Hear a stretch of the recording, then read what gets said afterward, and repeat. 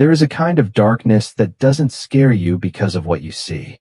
It scares you because of what you don't. The house is quiet. The phone screen has gone dark. Everyone else seems to be asleep. But your mind is wide awake. Thoughts move like shadows across the ceiling. Regret, fear, unanswered prayers, questions that grow louder in silence. You replay conversations. You rehearse worst-case scenarios. You wonder how something that looked so promising fell apart so quickly. You ask God questions you would never say out loud in daylight. Why is this happening? Why now? Why does it feel like you're not here? The night has a way of amplifying everything. Doubt feels heavier. Loneliness feels deeper. Even faith can feel fragile at 2 a.m. Maybe you've been praying for a breakthrough that hasn't come. Maybe you're waiting on healing that seems delayed. Maybe you feel stuck in a season that makes no sense. And what hurts the most isn't the problem itself. It's the silence. You don't see movement. You don't hear answers. You don't feel direction. Just stillness. And in that stillness, the enemy whispers, nothing is happening. But what if that isn't true? What if the darkness you're in is not proof of God's absence, but evidence of his process? What if something is happening beneath the surface, something too deep, too intricate, too sacred to be rushed into the light? We are conditioned to believe that progress is loud, visible, obvious. But some of the most important work in your life will happen where no one can see it. Seeds break open underground. Babies grow in hidden places. Diamonds are formed under pressure, far from sunlight. What if your night is not punishment? What if it's preparation? Tonight may feel heavy. It may feel like you're walking through a tunnel with no visible end. But tunnels are not designed to trap you. They are designed to take you somewhere. And what if, right now, in the part of your life that feels the most confusing, God is working the hardest? Before you give up, before you assume nothing is changing, before you decide this darkness defines you, lean in. Because this night may not be your destruction. It may be your construction. There is something uniquely painful about believing in a God who can do anything and feeling like he is doing nothing. You know the verses. You've heard the sermons. You've seen the testimonies. But now it's your life, your prayer, your situation, and it feels quiet. When God feels silent, the first thing we question is his presence. If you're here, why can't I feel you? If you're listening, why haven't you answered? But silence does not equal absence. Think about a teacher during an exam. When the test begins, the room goes quiet. The teacher doesn't pace around giving hints. She doesn't whisper answers. She doesn't interrupt the process. Not because she doesn't care, but because the test is part of the growth. The silence is intentional. We want God to speak constantly. We want reassurance every hour. But growth often requires a kind of stillness that feels uncomfortable. There is a difference between God being absent and God being quiet. Absence means abandonment. Silence can mean intention. The night seasons of your life are not empty rooms. They are construction sites. But construction is messy, loud, dusty, and sometimes it happens behind closed doors. You may not see the scaffolding being built in your character. You may not hear the reinforcement happening in your faith. You may not understand why certain doors have closed. But silence can mean alignment. Sometimes God goes quiet because he is rearranging things you cannot see. Imagine trying to watch someone renovate your house while standing inside it. All you would see is chaos. Walls coming down. Furniture moved. Noise everywhere. It would look like destruction. But step outside. Look at the blueprint. Then you would realize it's not destruction. It's redesign. When God feels silent, it's often because he is working beneath the visible layer of your life. He may be strengthening your endurance, detaching you from unhealthy dependencies, exposing motives that need refining, teaching you to trust without constant reassurance. Faith that only survives when God speaks loudly is not deep faith. Deep faith is formed when you continue walking even when the voice grows quiet. Silence forces you to mature. It moves you from emotional dependence to spiritual stability. And here's something we rarely talk about. Sometimes the silence is protecting you. If God revealed everything he was doing, you might panic. If he showed you the full timeline, you might try to control it. If he answered immediately, you might never develop resilience. Delay does not mean denial. Silence does not mean rejection. It may mean timing. We live in a world of instant everything. Instant messages, instant updates, instant feedback. But transformation is rarely instant. Think about the roots of a tree. They grow in darkness. No applause, no visibility, no recognition. But those roots determine how tall the tree can eventually stand. If God is quiet, maybe he's growing your roots. Maybe he's building strength beneath the surface so that when elevation comes, you won't collapse under its weight. You may feel forgotten, but forgotten people are not refined. Forgotten people are not tested. Forgotten people are not shaped.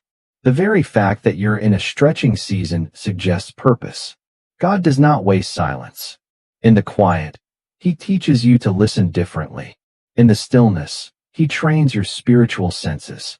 In the waiting, he reshapes your priorities. And here's the paradox. The silence you fear may be the space where your faith becomes unshakable.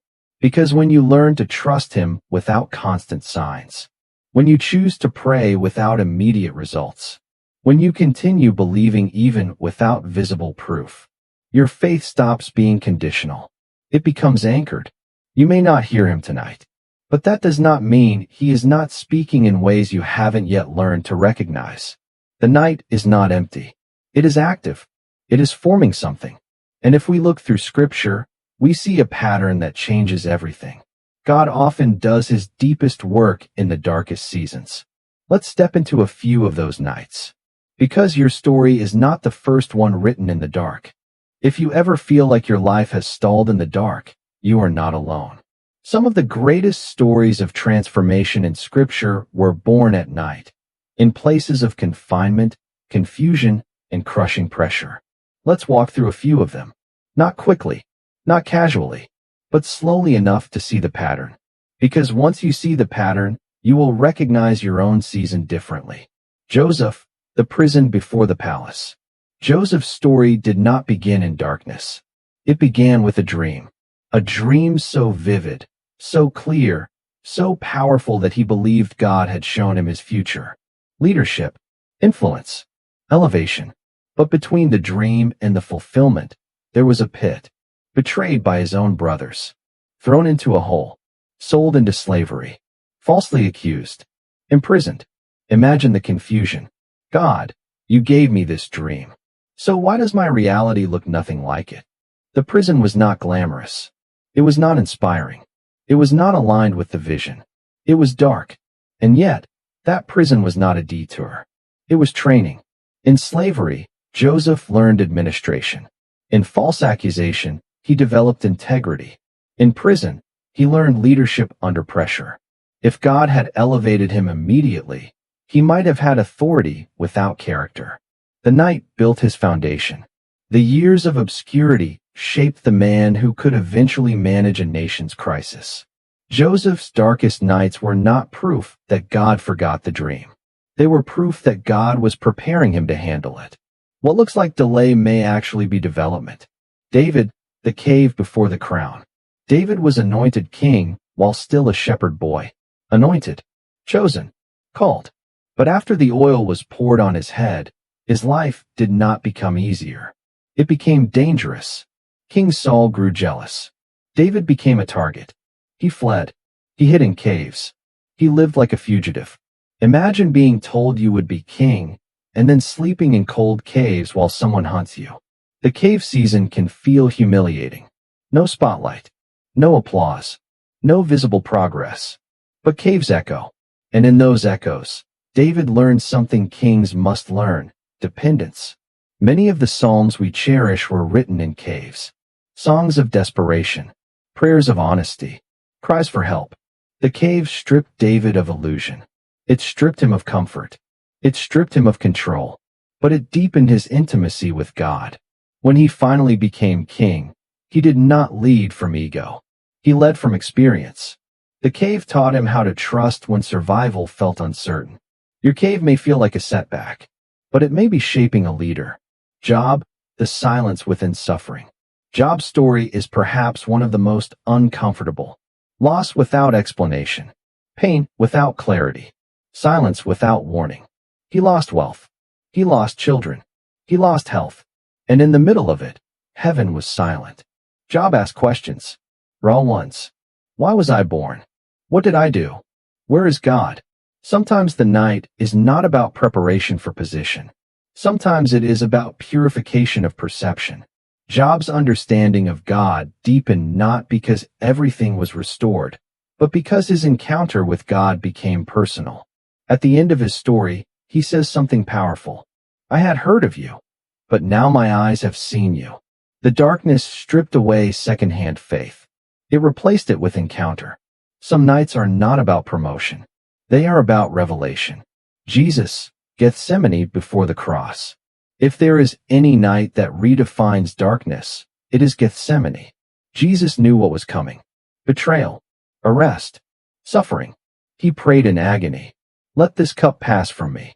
Even the Son of God experienced a night of crushing weight. Sweat like drops of blood. Friends asleep. Heaven quiet.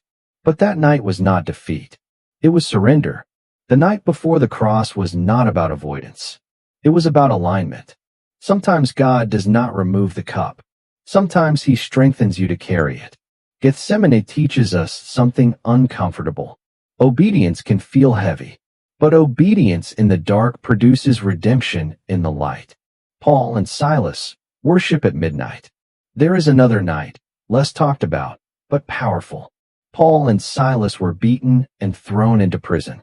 Their feet were in stocks, their backs wounded. And at midnight, not in comfort, not after rescue, they began to sing. Midnight, not morning. They did not wait for freedom to worship. They worshiped in chains. And the earth shook. The prison doors opened. But here's what's interesting. The miracle came after the praise, not before. Sometimes your breakthrough is connected to what you do in the dark. Will you complain? Or will you trust? Will you withdraw? Or will you lean in? The pattern. Look at the pattern. Joseph, prison before promotion. David, cave before crown. Job, loss before revelation. Jesus, Gethsemane before resurrection. Paul, chains before earthquake. Night precedes morning. Hiddenness precedes elevation. Silence precedes clarity. The Bible does not hide the darkness of its heroes. It highlights it, because the night is part of the narrative. You may be in your prison season. You may be in your cave season.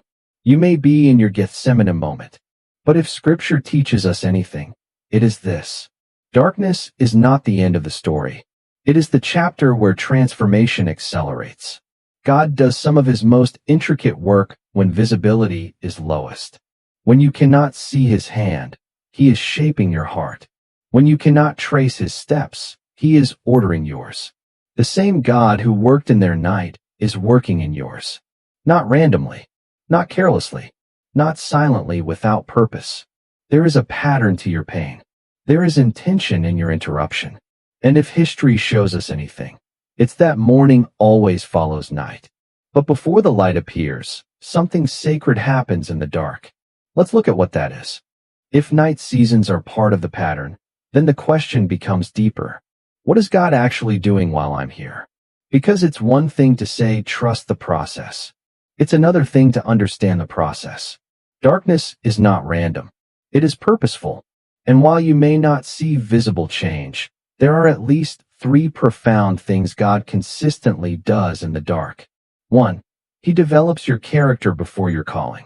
We often pray for calling, influence, impact, open doors, elevation. But God prioritizes character. Because calling without character is dangerous. In the light, gifts shine. In the dark, motives are exposed. When no one is watching, who are you becoming? The night strips away performance. It removes the audience. It silences applause. It confronts you with yourself. And that can be uncomfortable. In seasons of visibility, it's easy to confuse validation with purpose. But in hidden seasons, you are forced to anchor yourself in something deeper than recognition. Joseph did not learn humility in the palace. David did not learn dependence on the throne. They learned those lessons in obscurity. Character is formed where comfort is absent. Patience grows when answers are delayed. Integrity strengthens when shortcuts are available. Faith matures when outcomes are uncertain. If God answered every prayer instantly, you might grow entitled instead of resilient. The night refines you. Like gold in fire, impurities surface under heat. Pride, fear, insecurity, control. And here's the grace in that. Exposure is not rejection. When God reveals weakness, it's not to shame you. It's to strengthen you. He is shaping the version of you that can sustain the blessing you're asking for. Because what's the point of receiving more if you don't have the capacity to carry it? The dark increases your capacity. 2. He removes what cannot go where you're going. Sometimes the night feels like loss. Relationships fade. Opportunities close. Plans collapse. It feels like subtraction. But what if it's protection? You cannot carry everything into your next season. Some attachments feel comforting, but they are limiting. Some environments feel familiar, but they are shrinking you. Some habits feel harmless, but they are weakening you. The dark has a way of exposing misalignment. When distractions fade, you see clearly. When noise quiets, you hear truth. It's painful when things fall apart, especially when you prayed for them to stay. But not everything you lose is meant to be mourned forever. Some things are meant to be released. A tree must shed leaves before new growth emerges. Winter looks lifeless, but it is not death. It is preparation. God may be removing people who cannot support your growth, mindsets that no longer serve your future, dependencies that compete with trust. Loss in the dark is not always punishment. It is often pruning. Pruning feels violent to the branch, but it is essential for fruitfulness. You may feel like things are being cut away, but what remains will be stronger. 3. He reorders what you cannot see. One of the hardest parts of the night is the lack of clarity. You don't know how things will resolve. You don't see the full picture. But limited visibility does not mean limited activity. God operates beyond your perspective. While you're praying in one place, He may be moving in another. While you're waiting for an answer, He may be aligning people, timing, and circumstances you have not yet encountered. Think of a master chess player. Moves are made not only for the present moment, but for positions several steps ahead. What feels like stagnation may actually be strategic positioning. Joseph could not see the famine coming while he was in prison. David could not see the stability of his future kingdom while hiding in caves. But heaven could. Your life is not unfolding randomly. There are threads you cannot trace. Conversations happening you are unaware of. Doors being prepared before they open. Conflicts being redirected before they reach you. The dark protects you from premature exposure to what is still forming. If a seed were forced into sunlight too early, it would die. Growth requires concealment first. Sometimes the reason you cannot see what God is doing is because what He is building is too delicate for early exposure. 4. He deepens intimacy through dependency. Daylight breeds independence. Night cultivates dependency. When everything is stable, prayer can become routine. When everything is comfortable, gratitude can become shallow. But in the dark, you pray differently. Not polished, not rehearsed, not religious, honest, raw, desperate. And there is something sacred about that honesty. God is not intimidated by your questions. He is not offended by your tears. He is not distant from your confusion. In the night, you stop pretending. And intimacy grows where pretense dies. You begin to seek God not for what He can give, but for who He is. Peace becomes more valuable than answers. Presence becomes more important than outcomes. The dark rearranges your priorities. And that rearrangement is holy. 5. He builds endurance that daylight cannot teach. There are strengths you only develop under pressure. Muscles grow through resistance. Faith grows through uncertainty. Courage grows through fear faced. You may feel stretched beyond comfort, but stretching increases capacity. Endurance is not glamorous. It doesn't trend. It doesn't get applause. But endurance sustains you when emotion fades. There will be days in your future where you need the resilience this season is producing. You don't know what's ahead, but God does, and He equips before He elevates. The night is not meant to crush you. It is meant to condition you. The invisible construction. So what is God doing in the dark? He is building a version of you that can withstand the light. He is strengthening roots before height. He is aligning details before revelation. He is deepening faith before breakthrough. You may feel still, but you are not stagnant. You may feel hidden, but you are not forgotten. The work happening in you matters more than the work happening around you.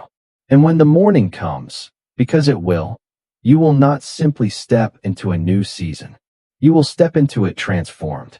But there's another layer to this. The night is not just about what God is doing. It's about what the night is doing to you. Let's talk about that next. There is something about the night that exposes what the day can hide. During the day, you can distract yourself. You can stay busy. You can move fast enough to outrun your thoughts. But at night, everything slows down. And in that stillness, what's inside you rises to the surface. The night is not just a setting. It's a trainer. It is shaping reflexes in your spirit that comfort never could. 1. The night trains your faith to walk without sight. It's easy to trust when you can see progress. It's harder when the path ahead looks empty. Faith in the daylight says, I believe because I see movement. Faith in the night says, I believe even when I don't. The night removes visual confirmation. No clear signs. No immediate feedback. No obvious next step. And that is intentional. Because sight-based faith collapses when vision fades. But trust-based faith anchors deeper. Imagine walking through a dark room you know well. You don't panic because you remember the layout. You trust what you learned in the light. The night teaches you to rely on what God has already shown you, not what you currently feel. It strengthens spiritual memory. You begin to remember past deliverance, past provision, past protection, and those memories become fuel for endurance. Faith grows strongest when it is stretched. If you never face uncertainty, you never develop conviction. The night is stretching your faith beyond comfort into confidence. 2. The night trains you to release control. Control feels safe. We like timelines. We like clarity. We like knowing what happens next. But the night disrupts that illusion. You can't control outcomes in the dark. You can't force answers. You can't manipulate timing. You can only surrender. And surrender feels like weakness at first. It feels like losing grip. But surrender is not giving up. It is handing over. There is a difference. Giving up says, nothing matters. Surrender says, I trust you more than I trust myself. The night teaches you that control was never truly yours. It gently pries your fingers off what you were clinging to, not to punish you, but to free you. Because control is exhausting. Trust is lighter. When you release the need to orchestrate everything, peace has space to enter. And peace in the dark is powerful. 3. The night trains emotional stability. Emotions fluctuate. Hope one moment, fear the next. In difficult seasons, emotions can feel like waves crashing without rhythm. The night exposes how easily feelings can shift. But it also teaches you something critical. You are not your emotions. You can feel anxious and still be anchored. You can feel uncertain and still be steady. You can feel overwhelmed and still move forward. Training doesn't eliminate feelings. It strengthens resilience. Over time, you begin to respond instead of react. Instead of spiraling at every setback, you pause. Instead of assuming the worst, you breathe. Instead of quitting immediately, you endure a little longer. The night matures your emotional reflexes. You become less shaken by temporary turbulence. And that stability becomes a gift in future storms.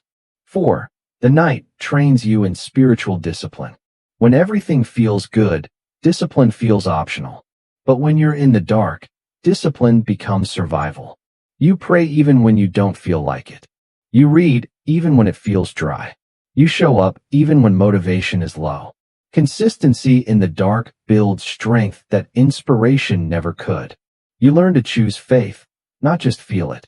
You develop habits that carry you when emotion fades. And those habits become anchors. Spiritual discipline formed in comfort is shallow. Spiritual discipline formed in struggle is solid.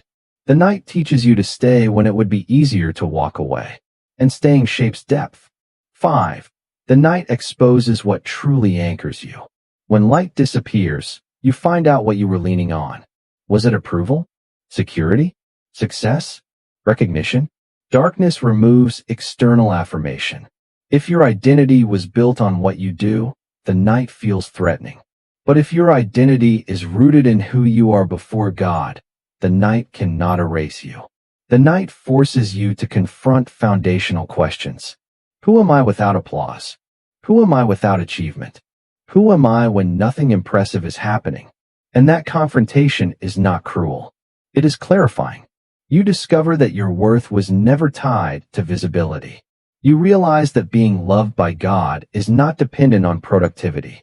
You stop striving to prove something and start resting in something deeper. The night trains identity. 6. The night builds compassion. When you've walked through darkness, you see others differently. Pain softens you. Struggle increases empathy. You no longer judge quickly. You no longer assume everyone is fine. You understand hidden battles. The night gives you perspective. And perspective makes you safer for others. Your future influence may require the compassion this season is forming. Because authority without empathy can wound. But authority shaped by struggle can heal. 7. The night increases endurance. Training is repetitive. It requires showing up even when results aren't visible.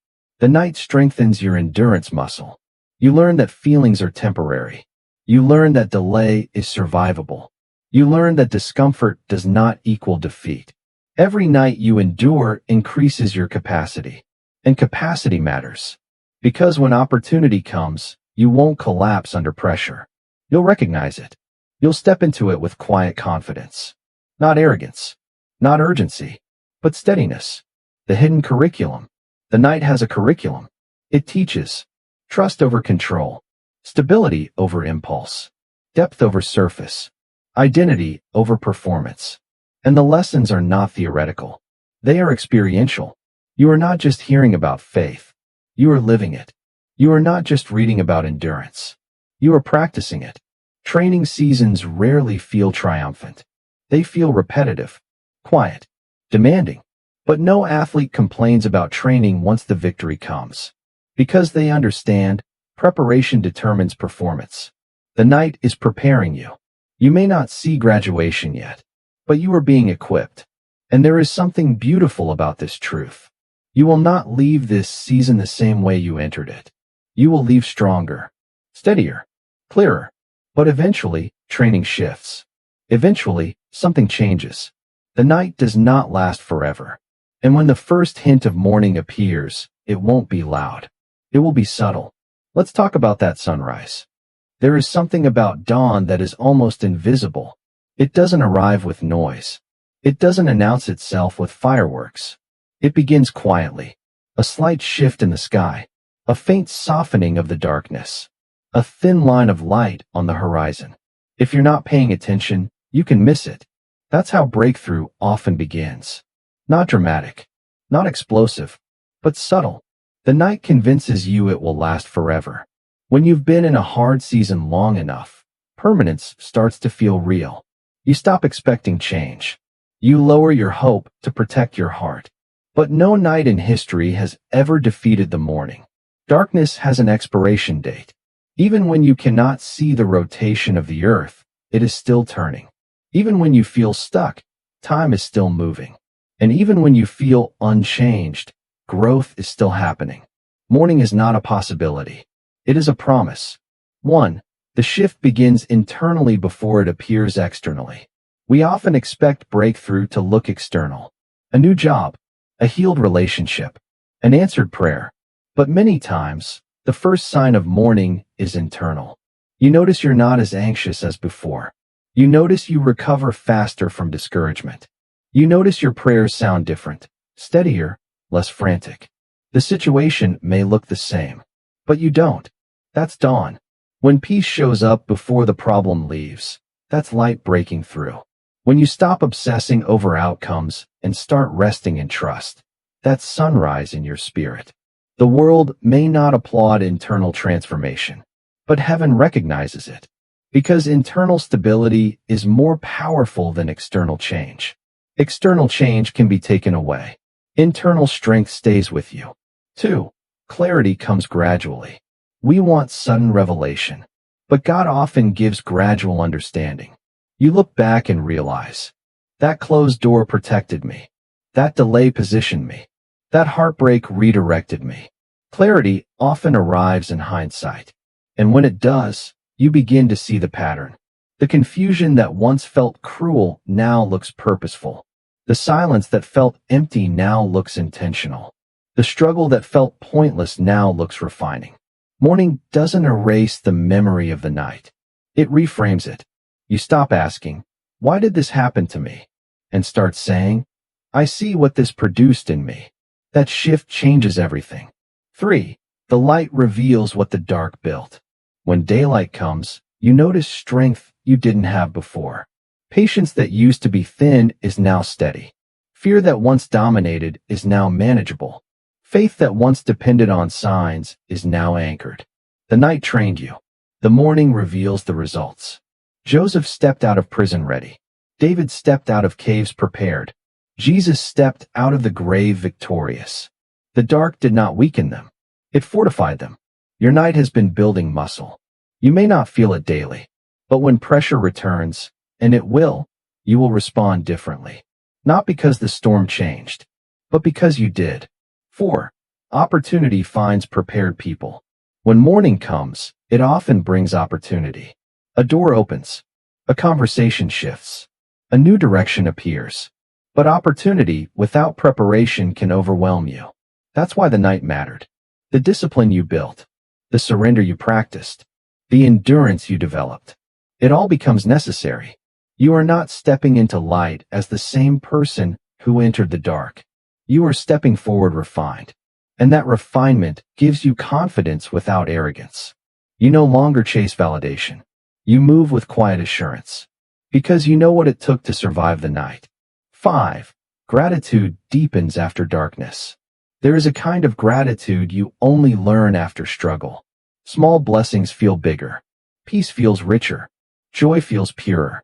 You stop taking stability for granted. You appreciate rest differently when you've experienced exhaustion. You value clarity differently when you've walked through confusion. The night increases appreciation, and appreciation increases joy. Morning doesn't just bring change. It brings perspective. 6. You become a light for others. One of the most beautiful outcomes of surviving the night is this. You become light for someone else still in theirs.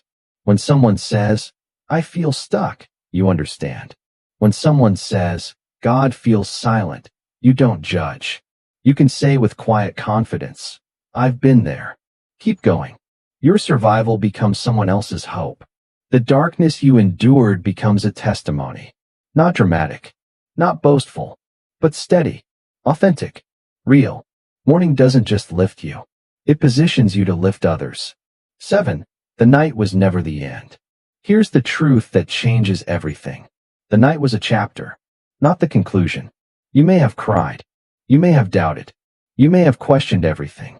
But you're still here, still believing, still breathing, still moving forward. That alone is evidence of grace. Morning is not just about external rescue. It is about internal resurrection. Something in you that felt buried begins to rise. Hope returns quietly. Energy rebuilds gradually. Vision clears slowly. And one day, you wake up and realize the heaviness isn't as heavy. The fear isn't as loud. The darkness isn't as thick. Light has been increasing, almost unnoticed. That's how God often works.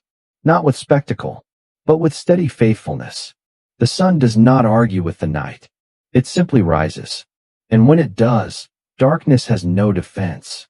Hold on. Even if the sky still looks dark right now, even if you don't see color on the horizon yet, morning is not a myth. It is movement. It is approaching. And when it fully arrives, you will understand something clearly. God was working the entire time. Now, let's end where we began, not with theory, but with surrender. Before this ends, don't rush away. Sit here for a moment. Let the noise fade. Let the scrolling stop. Let the night be quiet, but not heavy. Because this is the moment where everything we've talked about becomes personal. Not theory, not inspiration, but surrender. If you're in a dark season right now, I want you to know something clearly. You are not weak for feeling tired. You are not faithless for asking questions. You are not forgotten because it's quiet. You are human, and God is near. So let's pray, not perfectly, not formally, but honestly. Father, for the one listening who feels surrounded by darkness, meet them here, in the silence of their room, in the weight of their thoughts, in the uncertainty they're carrying. If they feel abandoned, remind them of your nearness. If they feel delayed, remind them of your timing. If they feel overlooked, remind them that you see what no one else does. Strengthen what feels weak tonight. Stabilize what feels shaken. Calm what feels restless. You are not intimidated by their questions. You are not frustrated by their tears. You are not distant from their confusion. Where there is anxiety, breathe peace. Where there is regret, speak grace. Where there is fear, plant courage. And in this dark season, do what only you can do. Build character that cannot be faked. Grow roots that cannot be uprooted. Form faith that cannot be broken. If you are pruning, give them trust. If you are refining, give them endurance. If you are waiting, give them patience. Let them sense that something is happening, even if they cannot see it. Remind them that silence is not absence. Remind them that delay is not denial. Remind them that night is not forever. And when discouragement whispers that nothing is changing, let truth speak louder. You are working, even here, even now, even in the dark. Now take a slow breath. This is where declaration begins. Not emotional hype, not forced positivity, but grounded truth. Say this quietly in your heart, or out loud if you can. Even when I don't see it, God is working. Even when I don't feel it, God is near. Even when it's dark, morning is coming. The night does not define me. The silence does not control me. The delay does not diminish me. I am being strengthened. I am being refined. I am being prepared. This season is not punishment. It is positioning. I will not rush the process. I will not abandon my faith. I will not assume the worst. I trust that what is hidden now will make sense later. I trust that what feels heavy now is building capacity. I trust that what seems unclear now is being aligned beyond my sight. And when the morning comes, I will step into it ready. There is something powerful about choosing belief before evidence appears. That's what you're doing right now. You are choosing to believe that this darkness has purpose. You are choosing to trust that this season has an expiration date. You are choosing to hold on to hope when it would be easier to let go. That choice matters more than you realize. Because faith in the dark is louder in heaven than comfort in the light. The night may have tested you, but it did not destroy you. The silence may have stretched you, but it did not erase you. The delay may have frustrated you, but it did not stop your story. Your story is still moving. God is still shaping. The earth is still turning toward dawn. And one day, maybe sooner than you think, you will look back at this season and say, that was the night that changed me. Not because it was easy, but because it built me. So if you're lying awake tonight, if your mind feels crowded, if your heart feels heavy, remember this. The dark is not empty. It is active. God is working in places you cannot see. He is strengthening what will carry you forward. He is aligning what will meet you ahead. He is growing something that daylight will eventually reveal. Stay steady. Stay open. Stay anchored. Because this night is not your ending. It is your becoming. And morning is closer than you think.